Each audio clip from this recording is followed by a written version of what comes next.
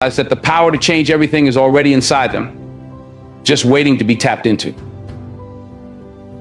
But if you don't control these things, they'll control you. These things shape your world. They influence every decision you make, every relationship you build, and every opportunity you either take or miss. Control them, and you control your life. Let them run wild, and you'll find yourself in a place you never wanted to be. So today we're going to dive into this. We're going to break it down. And when I'm done, you'll walk out of here with a new sense of focus and responsibility over your life. Let's talk about your mouth. When I say control your mouth, I'm not just telling you to hold your tongue when you're angry, although that's important. I'm talking about realizing the power that comes with every word you say. The words you speak are like arrows. You can't take them back once they leave your lips. So many people don't realize this. They talk without thinking, spit out negativity, or gossip without considering the impact. But the truth is, the words that come out of your mouth have the power to shape your life, your relationships, and your future. When you speak, you're not just describing the world around you, you're creating it. The words you use build the foundation of your reality. If you constantly speak about how hard life is, how unfair things are, or how impossible your dreams seem, you are literally creating an environment that reflects those very words. You're putting that energy out into the world, and the world responds. On the flip side, if you speak with faith, if you declare possibility, if you encourage others, you're creating an environment where success and positivity can flourish. Think about the people who inspire you. Do they speak doubt? Do they tear others down? Or do they use their words to uplift, to push forward, and to open doors for themselves and others? That's the kind of power you hold. The power to speak life into any situation. But that power can also do damage if you're reckless. You've got to be deliberate about the words you use. So the next time you're about to speak, stop for a second. Ask yourself, is this going to help the situation or make it worse? Is what I'm about to say based in truth? Or is it based on emotion or frustration? Too often, people let their emotions control their words and they say things they regret. But once it's out there, it's out there. You can apologize, you can try to make things right, but the damage is done. That's why you've got to be intentional about what you say. And here's the thing, this isn't just about how you talk to others, it's about how you talk to yourself. Self-talk is real. The way you speak to yourself, the words you choose, when you think about your own life, your own capabilities, your own future, those words are shaping your reality. If you constantly tell yourself, I can't do this, or I'm not good enough, or it's too hard, guess what? You're going to start believing it. You'll limit yourself because you're feeding your mind the wrong message.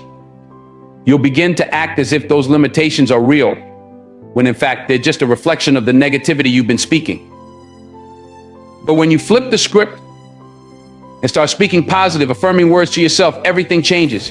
When you wake up in the morning and tell yourself, I can handle whatever comes my way, I am more than capable, I deserve success. That's when you begin to build the confidence and mindset you need to move forward. You speak yourself into strength, you speak yourself into courage, and before long, those words become actions, and those actions turn into habits that shape your future. You see, controlling your mouth isn't about silence, it's about being intentional. It's about understanding that every word that leaves your lips is either contributing to your success or setting you back. It's about recognizing that your words have power over your relationships, your opportunities, and even your own self-perception. Look, life will throw challenges at you, that's a guarantee. But when you choose your words carefully, you can navigate those challenges with a sense of control and purpose. When you speak words of wisdom, positivity, and truth, you attract those things into your life. People will start to see you differently. They'll respect you more. They'll come to you for advice because they know you're someone who speaks with intention, someone who uses words as tools for building, not for tearing down. Think of your words as seeds. If you plant seeds of doubt, fear, and negativity, that's what you'll harvest. But if you plant seeds of faith, determination, and positivity, that's what will grow in your life. So be mindful of the seeds you're planting, because you're going to have to live in the garden you create. Too many people spend their time talking about what's wrong, what's missing, or what they don't have. They complain about their circumstances, their jobs, their relationships, and they wonder why things aren't changing. But they're not using the power they already have.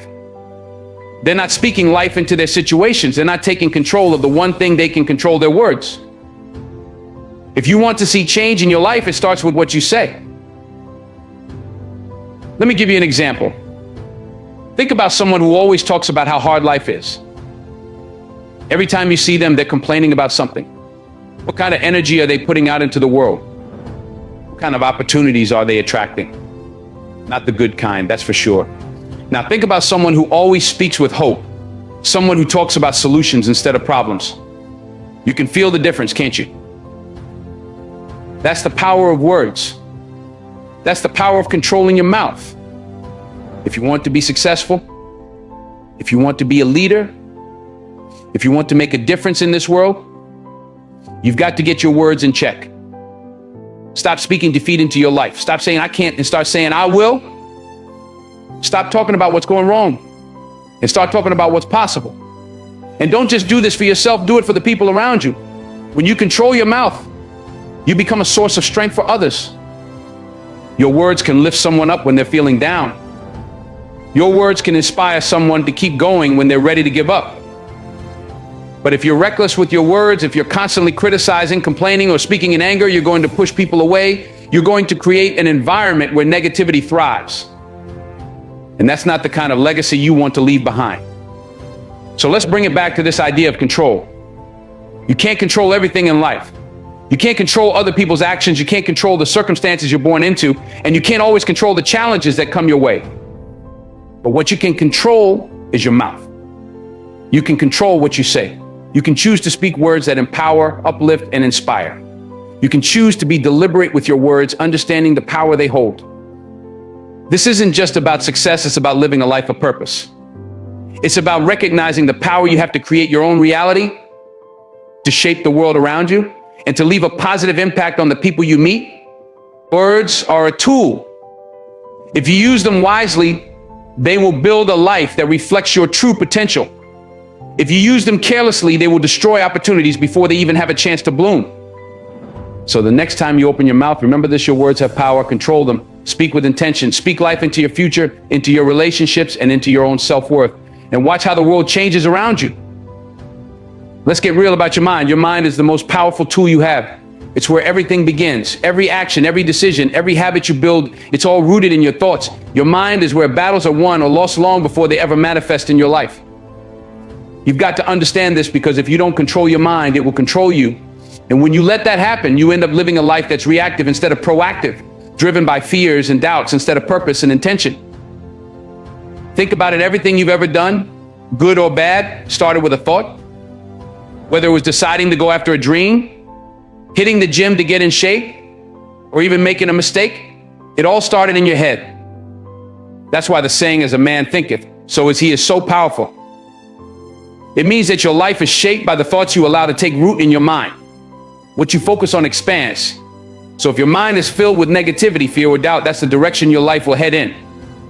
But if you fill it with thoughts of growth, possibility, and determination, you'll start moving toward those things instead. Too many people let their minds run wild, letting fear and doubt take control. They worry about what might go wrong, about what people think, or about whether they're good enough. And once those thoughts take hold, they start to spiral. One negative thought turns into another. And pretty soon they're stuck in a cycle of self-doubt and anxiety, paralyzed by the very thoughts they allowed to control them. But here's the thing,